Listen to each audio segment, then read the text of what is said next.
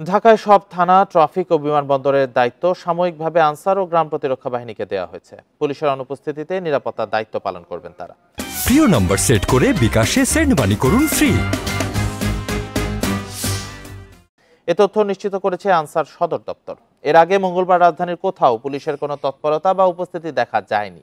Constable থেকে inspector পদমর্যাদার police সদস্যদের সংগঠন পুলিশ সার্ভিস অ্যাসোসিয়েশন ঘোষণা করেছে, পুলিশের সদস্যদের জীবনের নিরাপত্তা নিশ্চিত না হওয়া পর্যন্ত তারা কর্মবিরতি পালন করবে। এতে এখন কার্যত অরক্ষিত থানা ও সড়ক। এই অবস্থায় ট্রাফিক ব্যবস্থাপনা, থানা ও বিমানবন্দরের নিরাপত্তার দায়িত্ব পালনের নির্দেশ দেওয়া হয়েছে আনসার ও গ্রাম প্রতিরক্ষা বাহিনীকে।